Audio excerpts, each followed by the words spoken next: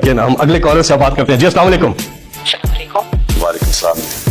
میرا سر آج فخر سے بلند ہو گیا. آپ نے قوم کو یہ بتا دیا کہ جو عوام کے نمائندے ہوتے ہیں, جو شیر ہوتے ہیں, وہ شیر ہوتا ہے. مجھے بہت فخر ہے آپ پہ, شاباش.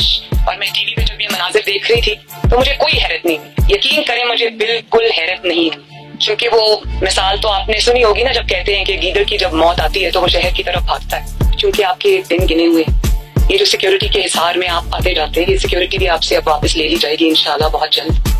تو آپ اس سیکیورٹی کے بغیر ذرا عوام میں نکل کے دیکھیں. 22 کروڑ عوام ہاتھ میں جوتا لیے آپ پر حملہ کرنے کے لیے تیار بیٹھی ہے, اور کئیوں نے تو ہیلز کے ساتھ جوتے پہنے ہوئے. تمہاری اتنی جرت, تمہاری اتنی ہمت. جی جی ایک ووٹ چور, آٹا چور, بجلی چور, گیس چور, چینی چور. جی جی تمہاری چوری کی داستانیں جب کھلیں گی, جب میڈیا کچھ آزاد ہو گیا ہے, جب اپنی غلامی کی یا دباؤ کی یا خوف کی زنجیریں توڑے گا, جو کہ توڑنا شروع ہو گئی, تو بڑی خوشی کی بات ہے کہ میں یہ سمجھتی ہوں کہ عوام کے سامنے دودھ کا دودھ اور پانی کا پانی ہو چکا ہے.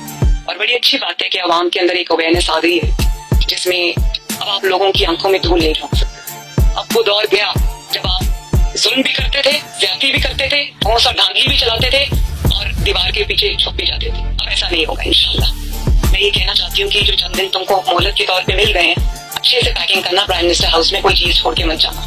اور جب یہ دھند چھٹے گی تو تمہاری چوری کی جو داستانیں عوام کے سامنے آئیں گی, تمہاری اے ٹی ایمز کی جو داستانیں عوام کے سامنے آئیں گی, میں یقین سے کہتی ہوں کہ 73 سال میں اتنا بڑا چور پاکستان نے کبھی نہیں دیکھا. بڑے غور سے میری آپ نے بات سنی. یہ جو کرپشن ہے نا, یہ ایک ایسی کینسر ہے جو صرف پاکستان میں نہیں پھیلی ہوئی.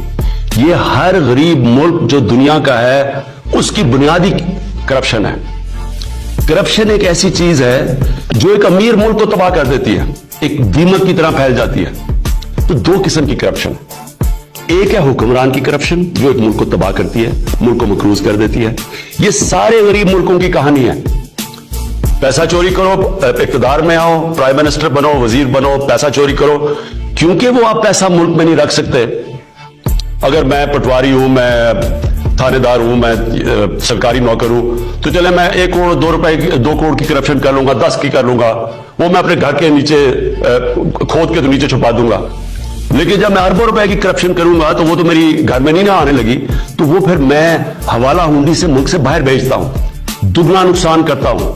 پہلے میں چوری میں اربوں روپے کی, پھر جب میں, کیونکہ وہ ملک میں نہیں چھپ سکتی, میں جب ملک سے باہر بھیجتا ہوں, آف شور اکاؤنٹس میں بھیجتا ہوں, لندن میں مہنگے علاقوں میں بڑے بڑے محل خریدتا ہوں.